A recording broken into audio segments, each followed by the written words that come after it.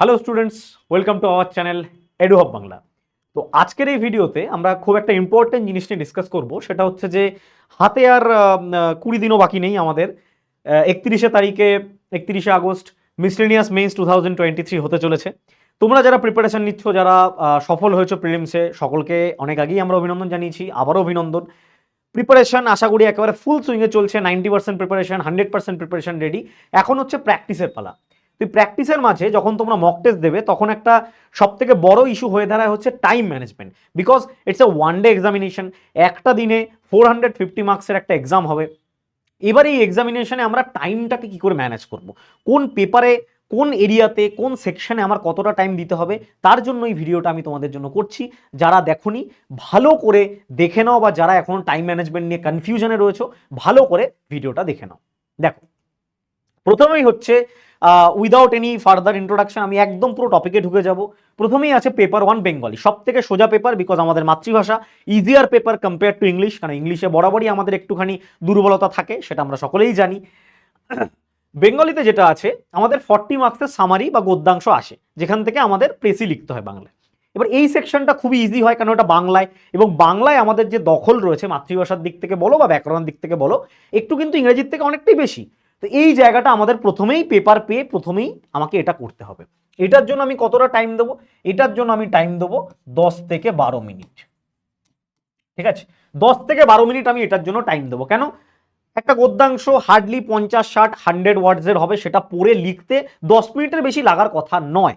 ঠিক আছে, তারপরে আসবে অনুবাদ, যেটা হচ্ছে মার্কস তোলার একটা খুব ভালো জায়গা। কারণ অনুবাদ যদি ভালো করে লেখো, এই 40-এর মধ্যে কিন্তু ইজিলি তোমরা 35-36 পেয়ে যাবে। ঠিক আছে, যদি ভালো করে লেখো, কারণ আমাদের PSC, West Bengal public service commission, এই প্যাটার্নেই কিন্তু মার্কস দিয়ে থাকে। ঠিক আছে, অনুবাদে চলে যাবে। তারপরে অনুবাদের জন্য তোমরা একটু বেশি টাইম দেবে, কেন বুঝে বুঝে বুঝে বুঝে অনুবাদটা করতে হবে।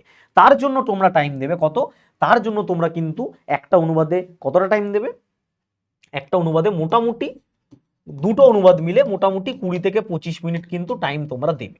ঠিক আছে, 20 থেকে 25 মিনিট কিন্তু টাইম সমগ্র তোমরা এই অনুবাদের পেছনে দেবে। বোঝা গেল? আচ্ছা, নেক্সট প্রতিবেদন। প্রতিবেদন ভেবে চিনতে লেখার জায়গা। রাফ শিটে তোমরা প্রতিবেদনের একটা কি বলবো, একটা ডায়াগ্রাম করে নাও, যে এই ডায়াগ্রাম ওয়াইজ আমরা লিখবো, এই জিনিসগুলো লিখবো। ঠিক আছে, এই প্রতিবেদনের জন্য কিন্তু আমাকে মোটামুটি 20 থেকে 25 মিনিট টাইম দিতে হবে। ঠিক আছে, তাহলে আমি ম্যাক্সিমাম টাইমটাই যদি ধরি, আমার এখানে টোটাল কত মিনিট হলো? আমার এখানে টোটাল 62 মিনিট কিন্তু হয়ে গেল। বাকি ব্যাকরণের জন্য 30 মার্কসের ব্যাকরণ রয়েছে, ইজিলি ব্যাকরণ আমরা 20 মিনিটের মধ্যে করে নিতে পারি।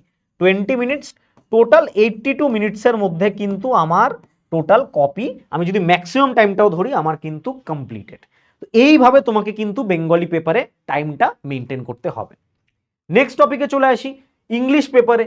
ইংলিশের ক্ষেত্রেও যে টাইমটা আমরা মেনটেন করব, প্রথমে আমরা ট্রান্সলেশন করে নেব। এবার ইংলিশ ট্রান্সলেশন একটু বুঝে বুঝে করতে হবে, কেন ইংলিশ থেকে আমি বেঙ্গলি থেকে ইংলিশে ট্রান্সলেট করছি, একটু বুঝে বুঝে করতে হবে। এখানে কিন্তু আমি একটু বেশি টাইম দেব, এখানে কিন্তু মোটামুটি আমি 25 মিনিট টাইম দেব। Same goes for precis writing. প্রেসিতেও কিন্তু আমাকে মোটামুটি 20 মিনিটস টাইম দিতে হবে ভালো করে ভেবে চিনতে লেখার জন্য। ঠিক আছে, প্রেসিতেও 20 মিনিটস টাইম কিন্তু আমাকে দিতে হবে। রিপোর্ট রাইটিং এর ক্ষেত্রে যদি আমি বলি, রিপোর্ট রাইটিংয়ে আমি 15 মিনিটস টাইম দেবো। কারণ ইংরেজি রিপোর্ট রাইটিং কিন্তু ইজিলি আমরা করে নিতে পারি, বিকজ প্র্যাকটিস থাকলে তুমি ইজিলি 12-13 মিনিটে একটা রাইটিং মোটামুটি 180 ওয়ার্ডস থেকে 200 ওয়ার্ডসের মধ্যে লিখে নিতে পারবে। ঠিক আছে, নেক্সট হচ্ছে গ্রামার। তাহলে এখানে মোটামুটি কত হলো? আমার 40 মিনিটস হলো, আর 20 মিনিটস 60 মিনিটস। গ্রামারের জন্য আরো 15 মিনিটস আমি দিয়ে দিলাম, 12 to 15 মিনিটস গ্রামারের জন্য আমি দিয়ে দিলাম, ব্যাস ডান।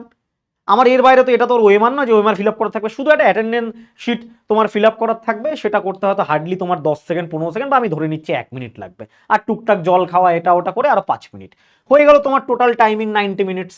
ঠিক আছে, আমি যদি সবটা ম্যাক্সিমামও ধরি 90 মিনিটস কিন্তু আমার টোটাল টাইমিং এখানে বেরিয়ে গেল।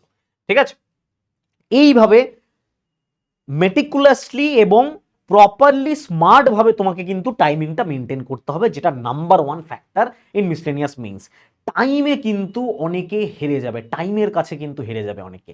তোমরা ডেটার কাছে বা তোমার কাছে সময় নেই, এটা পড়তে পারোনি, এগুলো নয়। 10,000 স্টুডেন্ট মেইনস দিতে চলেছে, অনেকেই কিন্তু টাইমের কাছে হেরে যাবে। সেটা যাতে তোমার না হয় তার জন্য কিন্তু তোমাকে এখন থেকেই লেগে থাকতে হবে। টাইম আছে, এখনো অনেক টাইম আছে, প্র্যাকটিস করো। রেগুলার যদি একটা করেও মক টেস্ট দাও তাহলেও কিন্তু তুমি 15টা মক টেস্ট নেক্সট 15 দিনে দিতে পারবে। আমি 2-4 দিন বাদই দিচ্ছি, ইন্ডিপেন্ডেন্স ডে রয়েছে, এটা ওটা অনুষ্ঠান রয়েছে, বাদই দিচ্ছি। ঠিক আছে? আচ্ছা, নেক্সট। আর হ্যাঁ, অবশ্যই মকসের জন্য আমাদের নিচের নাম্বার হোয়াটসঅ্যাপ করতে পারো। ফ্রি মক আমরা প্রোভাইড করছি। ফ্রি মকের জন্য বা আমাদের অফলাইন সেন্টারে অফলাইন মকও আছে, পেইড মক টেস্ট, সেটাও তোমরা এসে কিন্তু দিতে পারো। অফলাইন সেন্টার বেলঘড়িয়াতে রয়েছে, সকলেই জানো। পেপার 3, জিএস পেপার, যে জায়গাটা হচ্ছে আরো ইম্পর্টেন্ট, জিএস পেপার। জিএস পেপারে আমরা কি করব? জিএস পেপারে ডেসক্রিপটিভ জিএসে কিন্তু 50 মার্কস যেটা রয়েছে, এখানে কিন্তু আমার টাইম যাবে। জিএস পেপারে কিন্তু ডেসক্রিপটিভ যে 50 নাম্বার রয়েছে, এখানে কিন্তু মিনিমাম আমার 50 মিনিটস চলে যাবে। 40 থেকে 50 মিনিটস কিন্তু এখানে আমার চলে যাবে। ঠিক আছে? 40 টু 50 মিনিটস এই জায়গাটায় কিন্তু আমার চলে যাবেই যাবে। ঠিক আছে? আচ্ছা, এই পেপারে একটু টাইমটাও বেশি থাকছে, টাইমিংটাও একটু বেশি। 50 মার্কসের অবজেক্টিভ জিকে ভালো করে, যেহেতু অবজেক্টিভ ওয়ান লাইনার জিকে, এখানেও কিন্তু মিনিমাম আমাকে 30 মিনিটস দিতে হবে। 30 থেকে 35 মিনিটস কিন্তু এখানে দিতে হবে। আর ম্যাথসের ক্ষেত্রে যেটা বিষয়, এটা তুমি যত রিডিউস করতে পারবে এই যে অবজেক্টিভ জিকেতে, তত তুমি ম্যাথসে কিন্তু টাইম দিতে পারবে। 10টা ম্যাথ আছে, 3 মিনিট করে হলেও 10টা ম্যাথে মিনিমাম 30 থেকে 40 minute, depending on the length of the math. And তুমি কিভাবে কতটা তাড়াতাড়ি করতে পারছো তার উপর বেস করে কিন্তু এই টাইমিংটা তোমার লাগবেই লাগবে। ঠিক আছে? বোঝা গেল? আশা করি বুঝতে পারলে। তাহলে টোটাল টাইমিংটা এখানে আমার চক আউট হয়ে গেল। ডেসক্রিপটিভ কিন্তু 50 মিনিটের মধ্যেই কমপ্লিট করতে হবে, আদারওয়াইজ কিন্তু সমস্যায় পড়ে যাবে। ঠিক আছে?